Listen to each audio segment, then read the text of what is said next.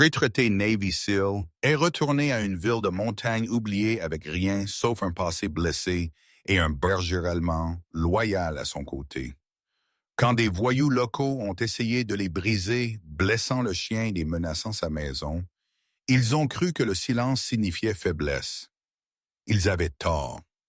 La vraie erreur n'était pas ce qu'ils ont fait au chien. C'était ce qu'ils ont réveillé chez un homme qui avait mis ses batailles au repos. Avant nous commençons, dites-nous d'où vous regardez. Et si cette histoire touche votre cœur, s'il vous plaît, abonnez-vous pour plus.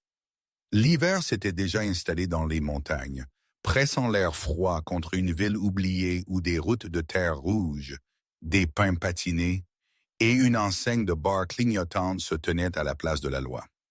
Jack Miller est revenu sans cérémonie.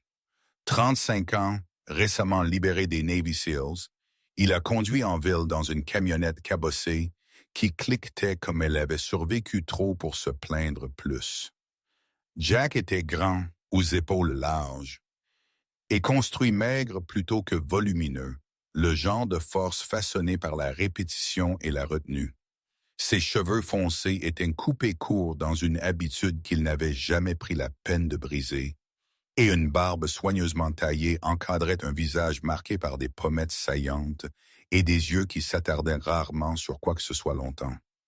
Ses yeux avaient appris il y a des années comment scanner les sorties sans paraître regardés. Il ne portait pas de médaille, pas de photographie, pas d'histoire qu'il partageait. Tout ce qu'il possédait tenait dans un sac à dos en toile usée et la cabine de son camion. La seule constante à ses côtés était Rex. Rex était un berger allemand de 8 ans, noir et fauve, avec un museau grisonnant qui laissait deviner l'âge sans voler sa dignité. Ses oreilles se tenaient alertes, même au repos, et ses yeux ambrés suivaient Jack avec une loyauté inébranlable. Le chien se déplaçait avec une légère raideur dans ses pattes arrière, une vieille blessure d'il y a des années.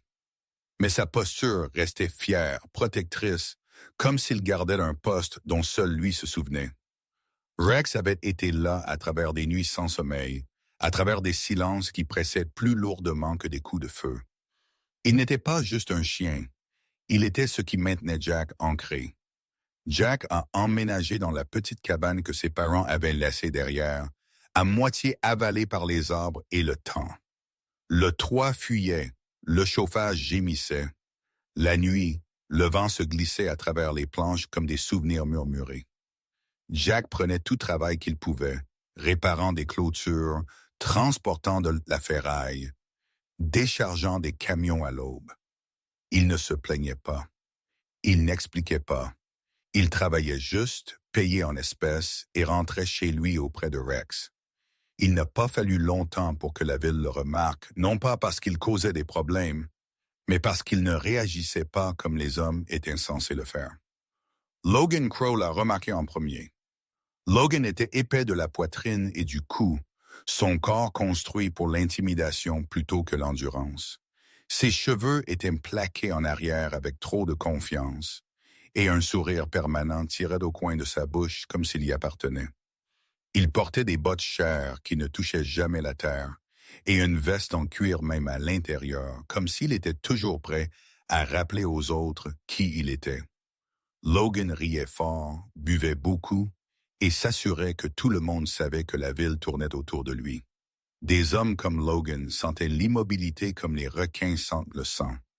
Le bar était assis au bord de la ville, au plafond bas et sombre, ses murs tachés par des années de fumée et de bière renversée. Jack n'y est allé qu'une fois, près du crépuscule, pour acheter de la nourriture bon marché et s'asseoir là où Rex pouvait se reposer à ses pieds. La barmaid, Sarah, était une femme d'une 40aine d'années, avec une peau fatiguée par le soleil, des cheveux blonds mi-longs tirés en un nœud lâche et une gentillesse fatiguée dans ses yeux. Elle se déplaçait avec une efficacité silencieuse, ne posant jamais de questions qui pourraient lui coûter sa paix. Jack ne buvait pas beaucoup. Il ne l'avait jamais fait. Il mangeait lentement, le dos droit, les sens ouverts. Logan est entré avec du bruit. Il a immédiatement remarqué Jack.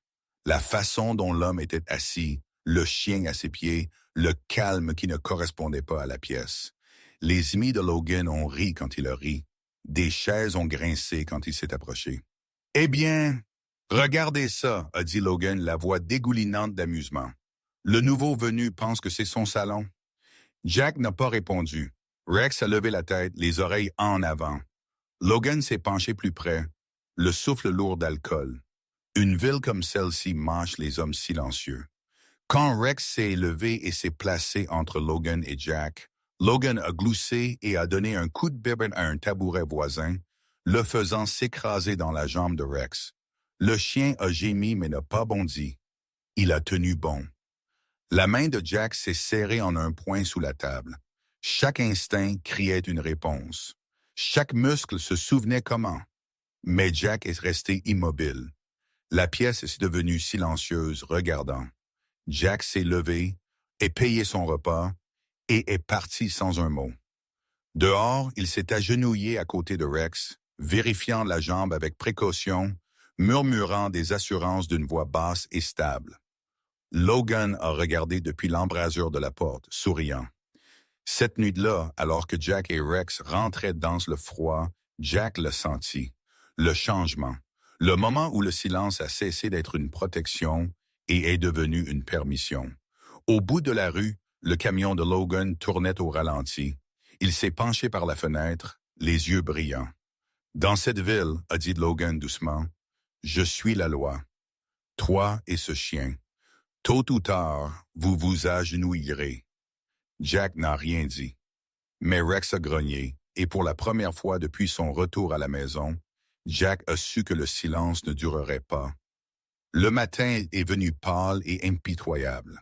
Le givre s'accrochait à l'herbe autour de la cabane de Jack Miller, transformant la clairière en une peau blanche cassante qui craquait sous les pieds.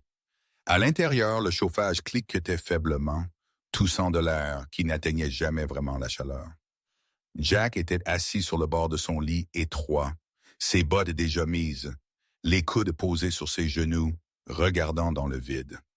Rex était allongé à proximité sur une vieille couverture, sa respiration peu profonde, une patte arrière étirée maladroitement sur le côté.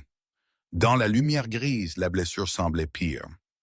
Rex était un grand berger allemand, même selon les standards de la race, encore puissant à 8 ans, mais le gonflement autour de sa jambe l'avait raidi pendant la nuit. Son pelage, autrefois lisse, montrait maintenant des taches de rugosité où l'âge et les vieilles cicatrices vivaient. Quand Jack s'est penché, les oreilles de Rex se sont inclinées en arrière, non pas par peur, mais par excuse, comme si le chien était désolé de le ralentir. « C'est bon, mon pote, » a murmuré Jack. Sa voix était stable, mais quelque chose de tendu vivait en dessous. Il a vérifié la jambe avec des mains prudentes, ses doigts se déplaçant avec la même précision qu'il utilisait autrefois sur des coéquipiers blessés. Aucun os ne semblait cassé. C'était quelque chose. Pourtant, Rex a tressailli et la mâchoire de Jack s'est serrée. Jack a enveloppé la jambe du mieux qu'il a pu et a aidé Rex à monter dans le camion. Le trajet jusqu'à la clinique vétérinaire la plus proche a pris près d'1 heure, serpentant à travers des routes de montagne glissantes de glace. Jack n'a rien dit pendant tout le trajet. Rex a posé sa tête contre le siège, les yeux mi-clos, confiant. La clinique était petite et dépassée, dirigée par le Dr. Evelyn Moore, une femme d'une 50aine d'années, avec des cheveux bruns parsemés d'argent et des mains qui se déplaçaient avec une confiance calme. Elle était de taille moyenne, solidement bâtie, avec une voix qui portait des assurances sans douceur.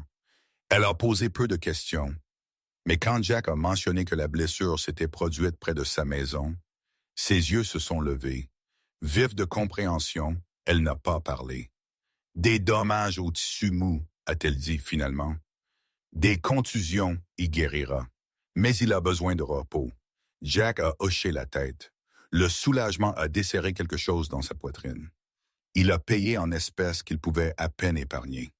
Quand il est retourné en ville, les dégâts se propageaient déjà. Le propriétaire de la quincaillerie, un homme courbé nommé Carl, qui acquiesçait habituellement poliment, a évité les yeux de Jack. Le magasin de fournitures pour animaux où Jack chargeait parfois des camions lui a dit qu'il n'avait plus besoin d'aide.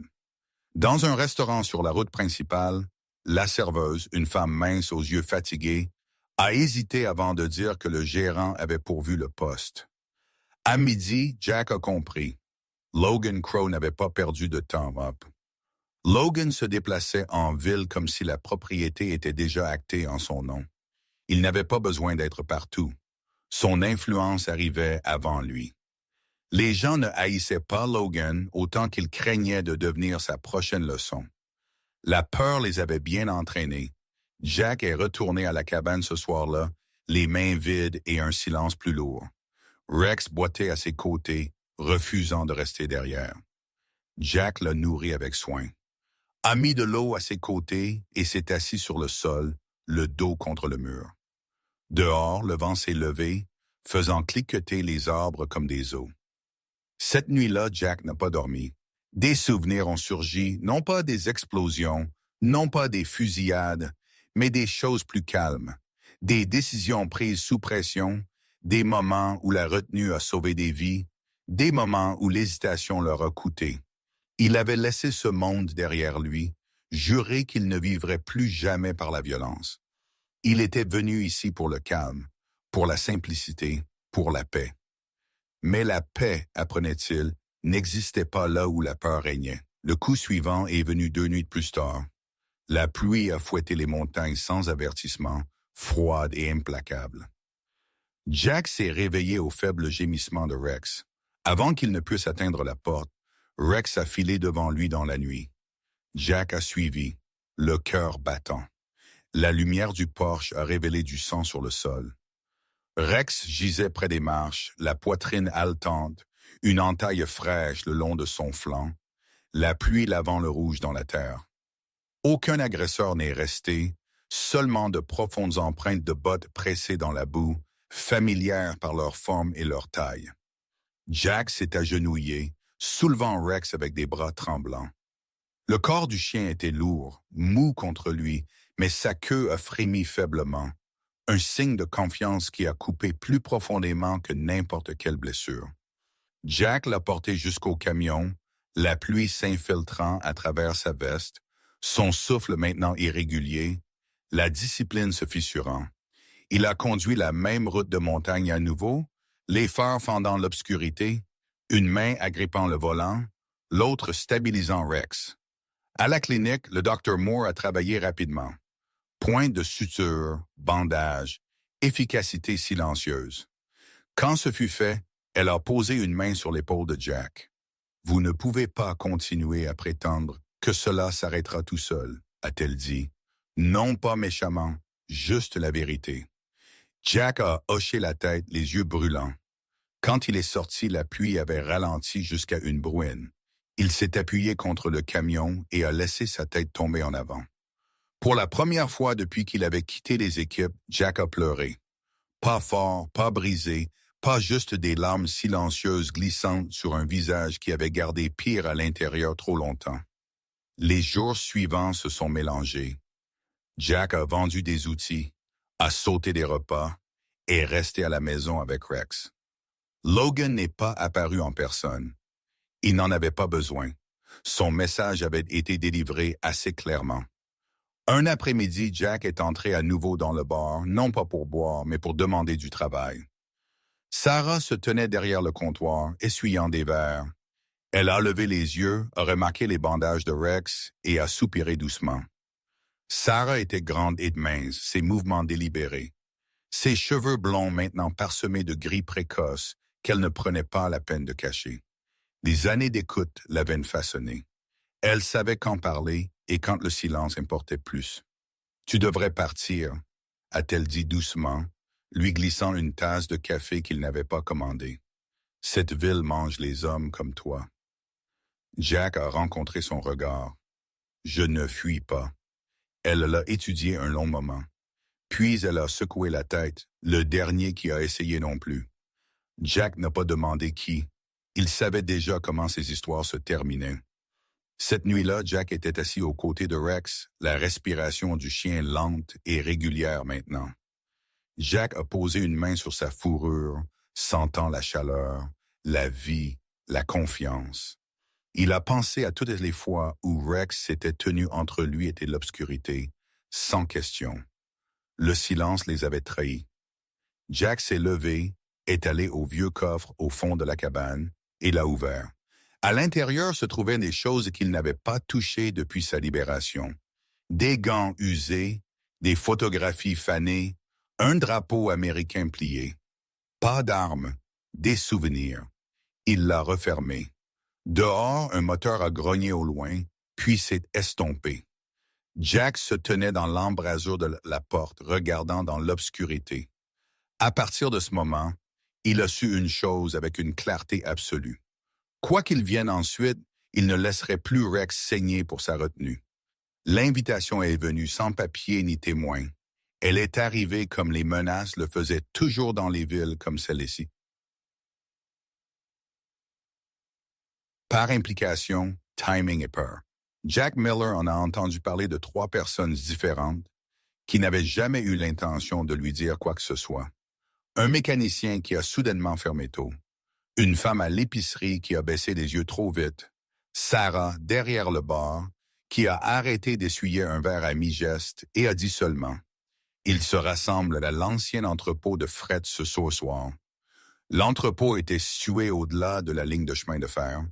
Une longue structure rouillée avec des fenêtres brisées et un toit affaissé, abandonné lorsque la ville a cessé d'avoir besoin de travail honnête. Il y a des années, les gens l'évitaient parce qu'il leur rappelait ce qu'ils avaient perdu. Maintenant, ils l'évitaient parce que Logan Crow l'avait revendiqué comme sa scène. Jack a écouté sans interruption. Il n'a pas posé de questions. Il avait appris il y a longtemps que lorsque la violence s'annonçait, la curiosité ne faisait que la rendre plus forte.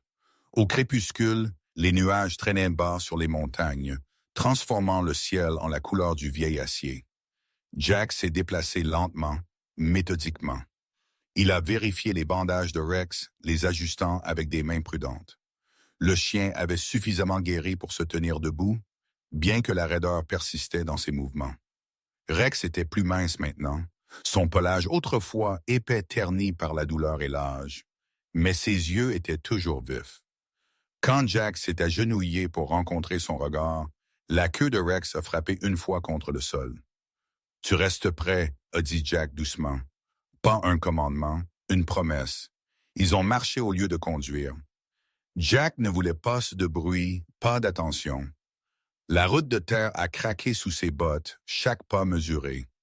Alors qu'il s'approchait de l'entrepôt, des voix ont flotté à travers les murs brisés. Des rires, grossiers et insouciants, leçons d'hommes qui croyaient posséder la nuit. Logan Crow se tenait au centre de tout cela. Sous les lumières de l'entrepôt, des projecteurs temporaires câblés à un générateur, Logan semblait plus grand que nature.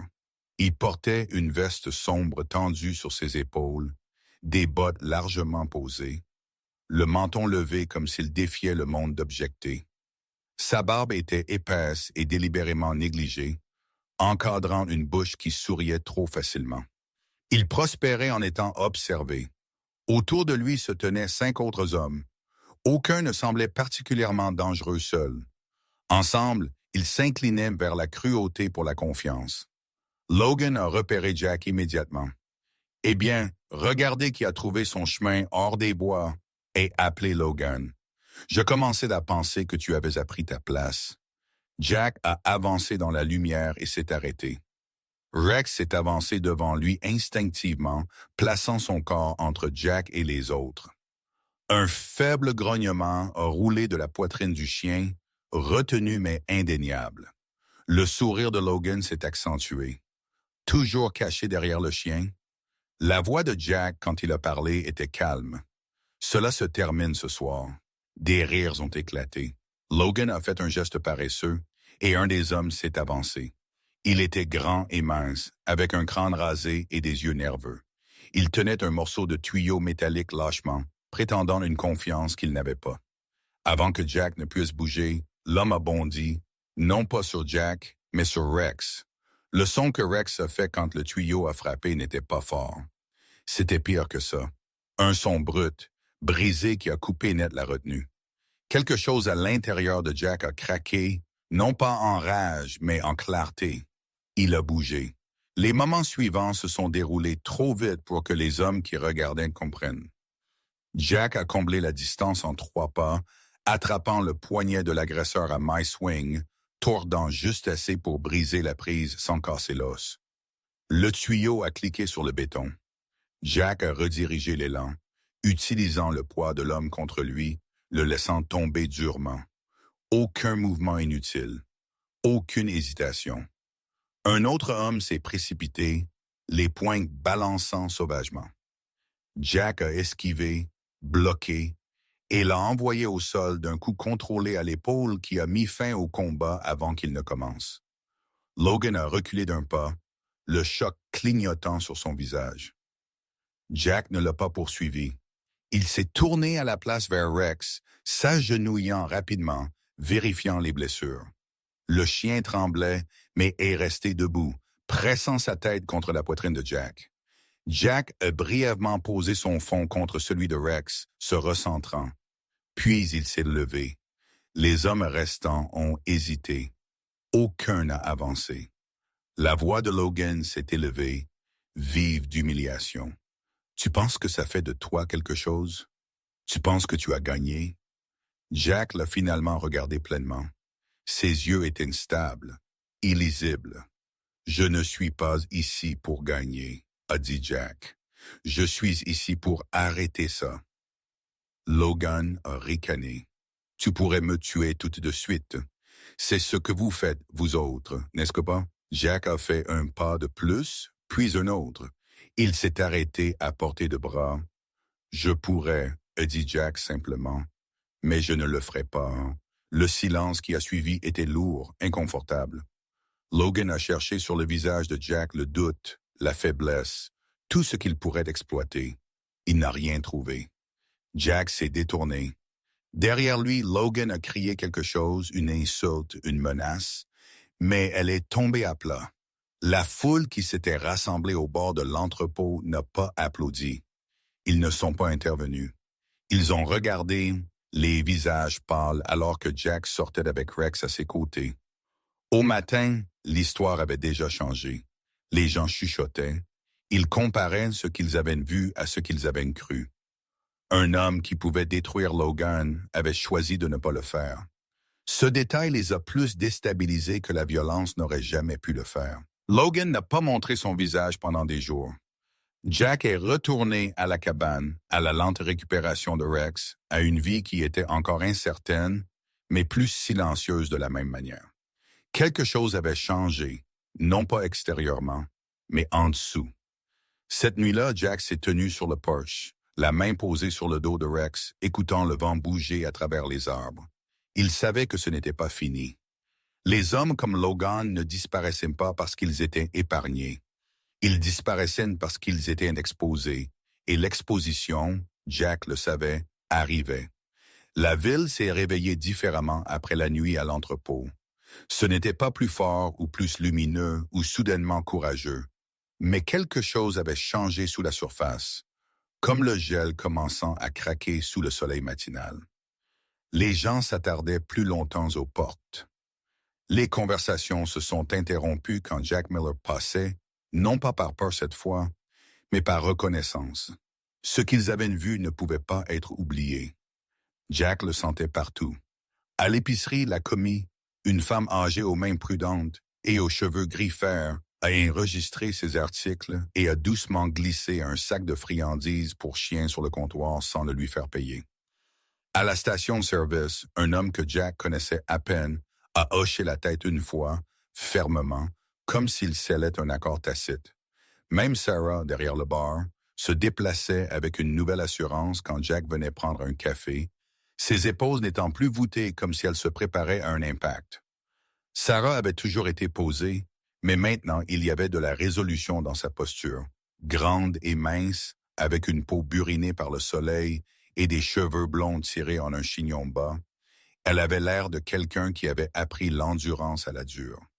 Elle avait élevé un fils seul après la mort de son mari dans un accident minier des années plus tôt, et la ville lui avait appris comment le silence pouvait être à la fois un bouclier et une prison. Voir Jack s'éloigner de Logan, choisissant la retenue quand il aurait pu choisir la ruine, avait rouvert quelque chose qu'elle pensait avoir enterré. Logan Crow, pendant ce temps, se désagrégeait. Il n'est pas retourné au bar. Il n'a pas parcouru les rues dans son camion ou ri trop fort pour rien.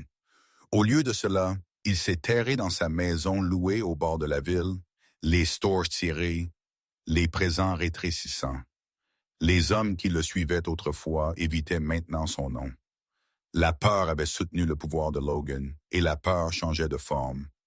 Cela a commencé par de petites choses. Une enveloppe anonyme est apparue sous la porte du bureau du shérif.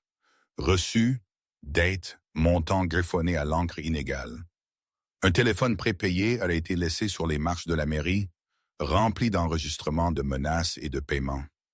Un mécanicien qui avait fermé tôt le jour de la confrontation à l'entrepôt est finalement entré et a parlé, les mains tremblantes, la voix se raffermissant au fur et à mesure. Puis un autre, puis un autre. Le shérif, un homme aux épaules larges nommé Thomas Reed, avec un visage buriné et une épaisse moustache qu'il portait depuis des décennies, a écouté sans interruption. Il approchait de la retraite, un homme usé par le compromis. Il avait cru autrefois que maintenir la paix signifiait ne pas trop forcer. Mais la nuit où il avait entendu ce qui s'était passé à l'entrepôt et qui était parti alors qu'il aurait pu détruire, quelque chose de vieux et d'enterré s'est agité en lui. Reed a appelé l'État. Au moment où le premier véhicule de police est arrivé de l'extérieur du comté, la ville bourdonnait déjà. Les enquêteurs de l'État se sont déplacés silencieusement, efficacement. Parmi eux se trouvait l'agent spécial Laura Hayes, une femme d'une quarantaine d'années, aux cheveux foncés tirés en un chignon sévère et aux yeux qui ne manquaient rien. Elle était de taille moyenne athlétique, avec la présence contrôlée de quelqu'un habitué au chaos. Elle parlait poliment, mais ses questions coupaient net les évasions. Jack n'était pas leur source. Il n'a pas offert d'informations. Quand l'agent Hayes est venu à la cabane, elle l'a trouvé en train de réparer un poteau de clôture tandis que Rex était allongé à proximité. Les bandages avaient disparu maintenant. Le mouvement était toujours prudent, mais s'améliorait. Le pelage de Rex avait retrouvé un peu de son éclat, ses yeux plus brillants, bien que l'âge et les blessures l'aient ralenti. Il a observé les agents de près, calme mais alerte. « Nous ne sommes pas ici pour vous », a dit Hayes après un moment, observant le silence mesuré de Jack. « Mais votre nom revient sans cesse. » Jack a rencontré son regard de manière égale. « Je n'ai pas demandé cela. »« Non », a-t-elle répondu, « vous ne l'avez pas fait. Logan a été arrêté 2 jours plus tard. » La ville s'est rassemblée, non pas pour applaudir, mais pour témoigner. Logan est sorti de sa maison non rasée, les yeux fuyants, sa veste pendante sur des épaules qui semblaient soudain plus petites. Sa barbe était inégale maintenant, la confiance remplacée par quelque chose de vif et de frénétique. Alors que les menottes claquaient en place, il a cherché des alliés sur les visages et n'en a trouvé aucun. Quand ses yeux se sont posés sur Jack, se tenant tranquillement de l'autre côté de la rue avec Rex à ses côtés, quelque chose comme l'incrédulité a traversé son visage. Jack n'a pas regardé en arrière. Il regardait Rex, la main posée légèrement sur le cou du chien. Les accusations de l'État sont venues rapidement. Extorsion, agression, intimidation, opération illégale liée au comté environnant. Chaque accusation n'a pas été construite par un héros, mais par de nombreuses personnes silencieuses parlant enfin en même temps. Dans les semaines qui ont suivi, la ville a expiré. Ce n'était pas une célébration, la guérison ne l'était jamais. Mais les portes se sont déverrouillées plus tôt. Les enfants ont refait du vélo sans être rappelés à l'intérieur. Au bar, le rire est revenu. Non pas le genre fragile qui remplissait l'espace, mais le doux son du soulagement. Rex a récupéré régulièrement. Sa boiterie s'est estompée en une raideur qui s'est atténuée avec le temps et les soins. Il a pris l'habitude de s'allonger sur le porche l'après-midi, la tête levée, regardant la route. Des enfants passaient et saluaient. Rex a remué sa queue une fois, avec dignité, acceptant leur présence comme s'il gardait quelque chose de précieux. Jack a remarqué la façon dont les gens le regardaient maintenant, non pas avec attente, mais avec gratitude. Cela le mettait mal à l'aise. Il n'était pas revenu pour être vu. Il était revenu pour disparaître. Un soir, alors que le crépuscule s'installait sur les montagnes, Jack était assis sur le porche à côté de Rex, la cabane derrière eux chaude pour une fois. Le vent portait l'odeur du pain et de la terre humide. Jack a posé sa main sur le dos de Rex, sentant une respiration régulière sous sa paume. Il a pensé à tout ce qu'il n'avait pas fait. Il n'avait pas frappé Logan quand cela aurait été facile. Il n'avait pas pris de revanche quand cela aurait semblé justifié. Il n'avait pas parlé plus fort que nécessaire. Pour la première fois depuis le service, Jack a ressenti quelque chose d'approchant de la paix. Non pas l'absence de danger, mais la présence de choix. La ville ne serait jamais parfaite, lui non plus. Mais la vérité avait fait surface et elle avait tenu. Et pour l'instant, c'était suffisant. Le printemps est venu tranquillement dans les montagnes, comme s'il n'était pas sûr d'être le bienvenu. La neige s'est retirée d'abord des bords ombragés de la route, puis des champs, laissant derrière elle une terre humide qui sentait le renouveau. La ville a emboîté le pas, non pas avec des bannières ou des discours, mais avec de petits changements prudents qui s'ajoutaient à quelque chose de réel. Jack Miller est resté. Il aurait pu partir une fois que Logan Crow était parti. Plus d'une personne s'attendait à ce qu'il le fasse. Des hommes comme Jack, pensait-il, ne s'installaient pas. Ils passaient, réparaient ce qui était cassé, puis disparaissaient. Mais Jack a réparé le toit de la cabane au lieu de faire ses valises. Il a remplacé les planches pourries le long du porche et a dégagé les broussailles du chemin. Il se déplaçait avec la même précision patiente qu'il apportait à tout maintenant, mesurant 2 fois, agissant 1 fois. Rex supervisait. Le berger allemand était plus lent ces jours-ci, ses pas mesurés, la vieille raideur persistant dans sa patte arrière, quand les matins étaient froids. Mais son pelage avait retrouvé son éclat, noir et fauve attrapant le soleil quand il était allongé dans l'herbe près du porche. Son museau était plus blanc maintenant, et ses oreilles ne se dressaient pas aussi vite qu'avant. Pourtant sa présence portait de l'autorité. Les gens remarquaient comment il regardait la route, calme et alerte, la queue reposant contre le bois. Des enfants passaient et saluaient. Rex les reconnaissait d'un coup de queue digne, acceptant leur salutation comme un gardien qui savait que sa garde importait. Jack a repris du travail, non pas des petits boulots cette fois, mais quelque chose de plus stable. Cela a commencé quand une femme a frappé à sa porte avec un jeune chien de chasse tremblant, enveloppé dans une couverture. Elle était d'âge moyen, avec des yeux fatigués et des mains endurcies par des années de travail, s'excusant d'être venu sans préavis. Jack n'a pas posé de questions. Il s'est agenouillé, a examiné le chien attentivement et a offert son aide. Le mot s'est répandu. Bientôt, Jack réparait des clôtures et entraînait des chiens, enseignant la patience plus que les commandements. Il montrait aux propriétaires comment écouter, comment gagner la confiance au lieu d'exiger l'obéissance. Il ne demandait pas beaucoup d'argent. Parfois, il ne demandait rien du tout. Rex était souvent assis à proximité, preuve vivante que la loyauté se construisait avec le temps, non pas forcée. Sarah a émocé un après-midi avec du café et une tarte qu'elle a insisté était en trop et non discutable. Elle semblait plus légère d'une certaine manière, les épaules moins tendues, le rire plus facile à trouver. Ses cheveux blonds parsemés de gris attrapaient le soleil quand elle montait sur le porche, et sa peau avait le bronze chaud de quelqu'un qui avait passé des années à travailler sous des cieux ouverts. « Tu as l'air installé », a-t-elle dit, posant la tarte. Jack a haussé les épaules, mal à l'aise avec le mot, mais sans désaccord. Sarah a regardé Rex s'étirer et se rasseoir. « La ville est différente », a-t-elle ajouté. « Plus calme, plus gentille. Jack a hoché la tête.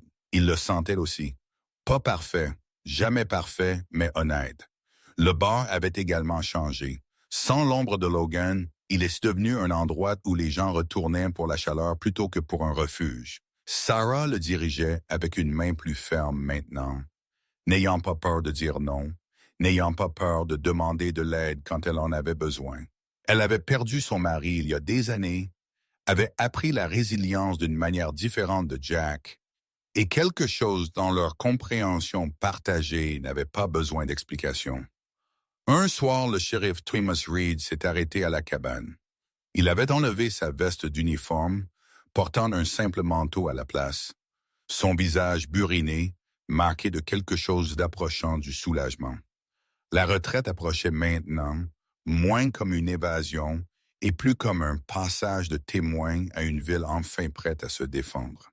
« Je ne suis pas venu te demander quoi que ce soit », a dit Reed, jetant un coup d'œil à Rex. « Je voulais juste te dire merci. » Jack a secoué la tête. « Je n'ai pas fait grand-chose. » Reed a souri faiblement. « Tu as fait assez. » Après son départ, Jack s'est assis avec Rex sur le porche alors que le crépuscule s'installait. Les grillons ont commencé leur rythme régulier. Les montagnes se tenaient silencieuses et patientes, regardant comme elle l'avait toujours fait. Jack a pensé à l'homme qu'il avait été à son retour. Fermé, portant trop de poids, convaincu que la paix signifiait l'isolement. Il a pensé aux choix qu'il avait faits au lieu de ceux qu'il avait évités. À la violence qu'il avait arrêtée non pas par la force, mais par la retenue. À la façon dont Rex s'était tenu à ses côtés à chaque instant, ne demandant rien d'autre que l'honnêteté. Jack a posé sa main sur le dos de Rex. Le chien s'est penché contre elle, content. « Je pense que nous sommes bien », a murmuré Jack. La queue de Rex a frappé une fois en signe d'accord. Au fil des semaines, la cabane est devenue plus qu'un abri. Elle est devenue un lieu de rassemblement. Un voisin a laissé du bois restant, un autre a apporté des semis pour le petit jardin que Jack avait commencé derrière la maison. Des enfants sont venus avec des questions sur leur chien, sur l'entraînement, sur la vie. Jack répondait quand il le pouvait. Quand il ne pouvait pas, il écoutait. Il dormait mieux aussi. Les rêves s'estompaient, pas tout d'un coup, mais suffisamment. Les nuits sont devenues plus calmes dans sa tête. Quand les souvenirs refaisaient surface, ils ne l'entraînaient plus vers le bas. Ils lui rappelaient le chemin parcouru.